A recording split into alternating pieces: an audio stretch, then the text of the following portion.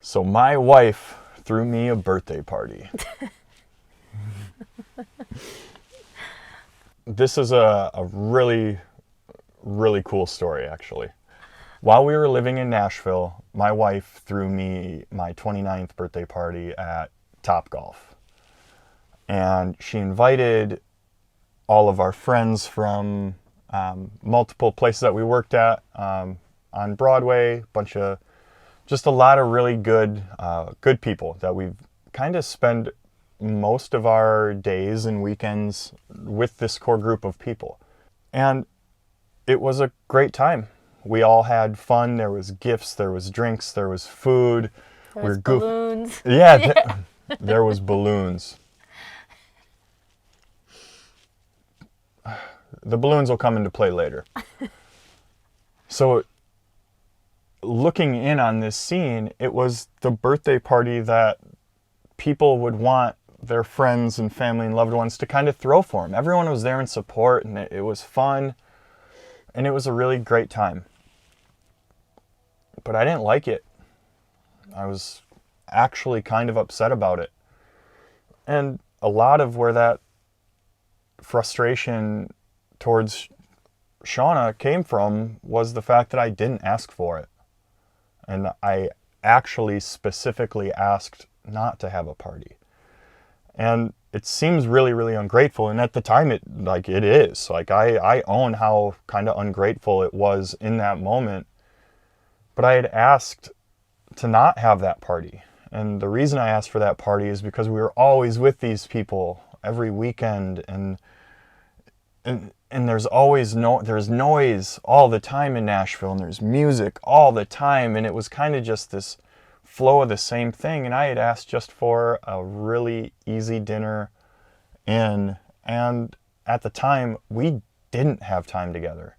We would have maybe 4 or 5 hours of non-work time spent together, and the other time that I was able to spend with her, I spent with her at her job.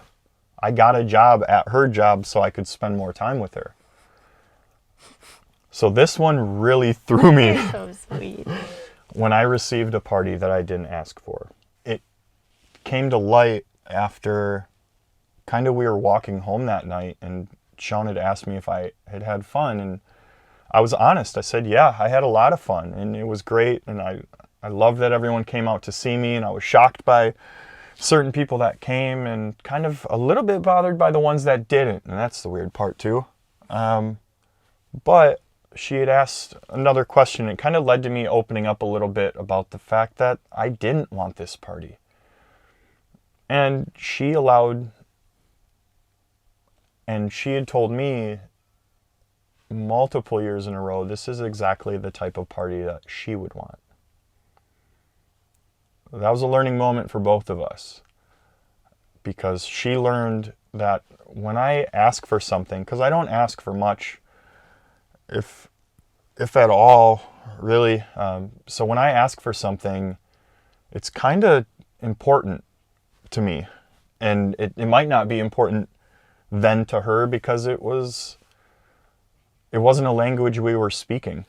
It was really important to me that she heard me. But Shauna showed me that I wasn't giving her what she needed for, let's just say, her birthdays either. And she threw herself the party she would want for me. It's a great way to go about it, you know. But it had its drawbacks, and thankfully we were able to really learn a lot about each other in that moment, for not just gift giving, but the way we were able to show each other love now, or our honesty now towards things that we would want or need. And if it's something that we really want, we make sure our partner knows it now.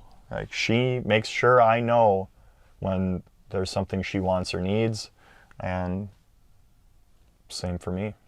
Yeah, I think the conversation was just different before. You know, we weren't honest. We just weren't as self-aware. So when I threw that party, I wasn't consciously aware that I was wanting it for me. Right. It was just, this is how you show love in the way you want to be loved.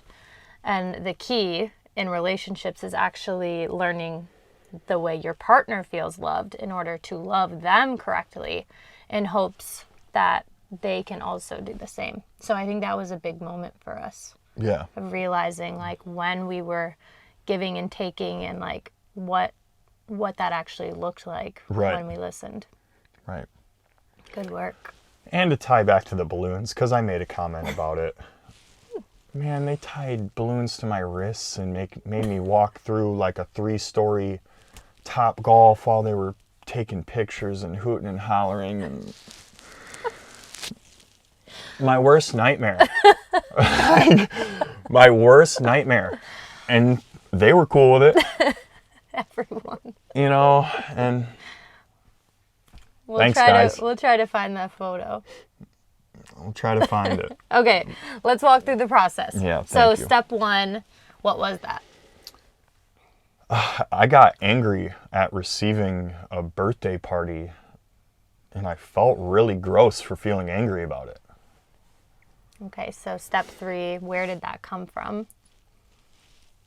For me, it came from a place of just really being misunderstood, I think, or not heard, not seen, kind of that same space with maybe just some different things sprinkled in, but definitely being misunderstood. And 3B takes us to, is it mine? Or is it yours, I guess? Need to ask. Yeah, is it mine? Yes. This was me acting a fool, really. Just not understanding that my wife was doing an amazing thing, coordinating these people to come out and celebrate me. But at the same time, no, it wasn't mine. I just didn't see it at the time. You know, it was you throwing a party for you through me.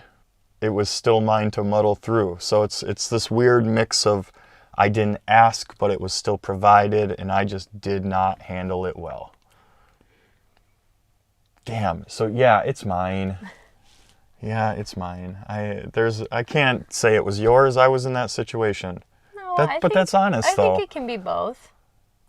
I think it's both sometimes. Like, I wasn't listening to you, so that's on me. I mean, it's both ways, I think. But I wasn't clear then, and that's on me. Or you were clear and I didn't listen. So, I mean, you know what I mean? It could be. Yeah, okay. Fair enough. Fair enough. We're both wrong here. How about that? Okay, last one, application and course correction. So my application and course correction for this one is just trying to understand sometimes that people will give gifts or do things because they also need to feel something.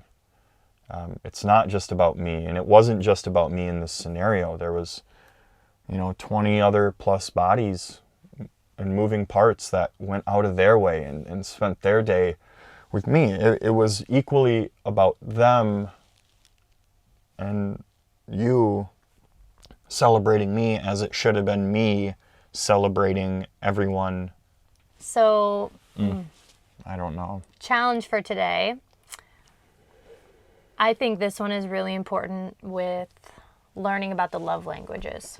And if you're not familiar with the love languages, then this is your homework to go Google them. Like, really just look up the love languages. I think there's 5. We won't go through them here, but most people have 1 or 2 main ways that they feel loved. And a lot of times in relationships, we share or we try to love on people the way we need to be loved, and they're not accepting that as love because it's not the way that they feel it. So what I'd really love for you to do is learn what your love language is. And if you already know, then learn what your partner's love language is, and figure out a way that both of you can communicate about what you do need, what you're not getting, what you are getting. And again, double down on the things that are working and make sure that you're showing your partner love for your partner's benefit and not just for your own benefit, but that you're also being honest with your partner about what you need and how they can support you. Hey y'all, thanks for watching, and as always, like, comment, share, and we drop new material every Monday, Wednesday, and Friday. If you're interested in our current projects or any of our future projects, please support our work at www.patreon.com/usversathat.